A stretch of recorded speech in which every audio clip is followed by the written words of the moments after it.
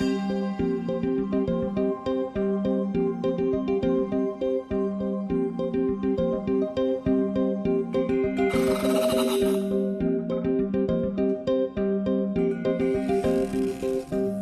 am afraid of death.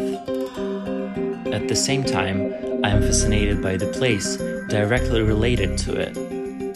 Today, I want to tell you a story about the cemetery.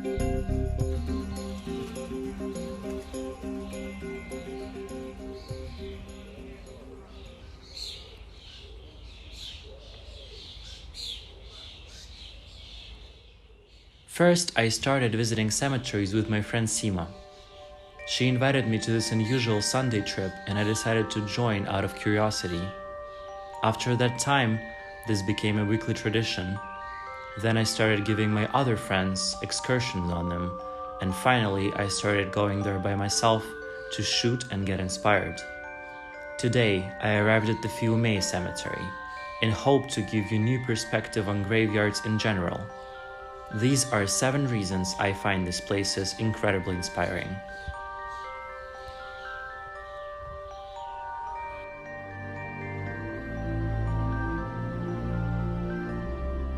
Reason number 1. Historical. Old graveyards are interconnected with the world history. You can find memorials for the victims of the world wars and tombs of the known people, actors and actresses, writers, politicians. Cemetery usually has a long story by itself too, and the longer it exists, the more stories it collects. Fiume, for instance, is 175 years old. It is the biggest national pantheon in Europe. Reason number 2. Chronological. Not in a single place you can feel the flow of time deeper than at the cemetery. You are always exposed to the contrast between novel and ancient, between blossom and decay, memory and obliteration. Environment seems to be silent and untouched by anything except from the time itself. Flowers wither, graves overgrow with spider webs, sink deeper into untouched forests, and people become forgotten. Time passes and life slowly takes over. Cemetery drowns in the sounds of singing birds and chirping cicadas. Squirrels, snails, lizards, and crows fill up the graveyard with ongoing life. In this way, cemetery is full of it.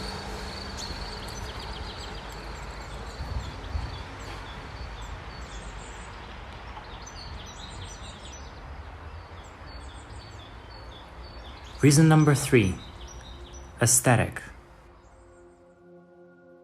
The appreciation of the abandoned places, slowly destroyed by time and elements, is usually referred to as the beauty of decay. Firstly, I heard about this term in the book Concordia, made by the German photographer Jonathan Danka-Kilkowski, where he captured scary but somewhat stunning ruins of the sunken cruise ship. As Jill Brooks says in her article on that topic, falling apart doesn't mean you lose the essence. Some may even agree that the cracks and scars even add more value to the places. Japanese mending practice kintsugi, for example, centers around embracing the damage of every object because it evidences the stories that the things have gone through. From this side, cemeteries can help accepting one's own inevitable death by showing how beautiful and important decay can be.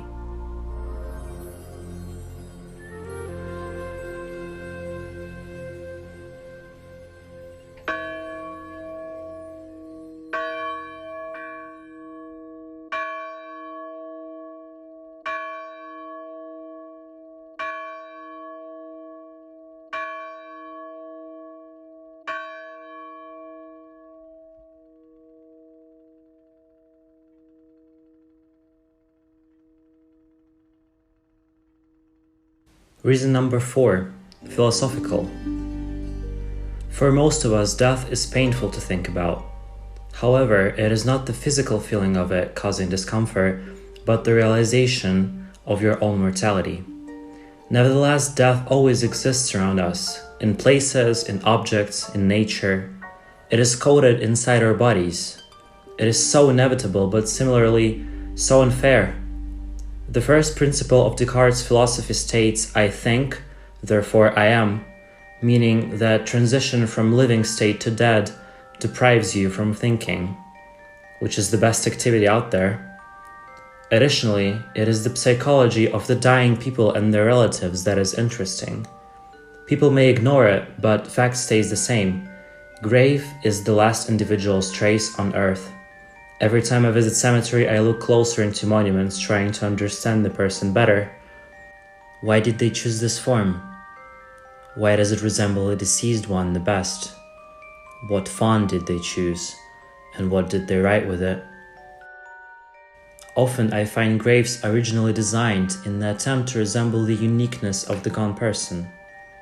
Walking between these stones, we attempt to comprehend the unknowable. This is why the cemetery is an incredibly powerful place. It is a queen of death and decay in all of their forms. All these perspectives on cemeteries can be used in the form of self-therapy. Try exploring your local cemetery. Look closer, and I hope it helps you to think about the death positively as an inevitable part of life.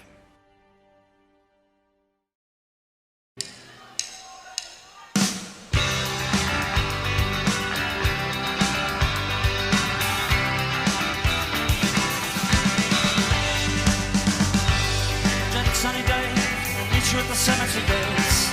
Keats and Yates are on your side. A dreaded sunny days, we'll meet you at the cemetery gates. Keats and Yates are on your side. While a wild is on the mind. So we go inside, and gravely read the stone.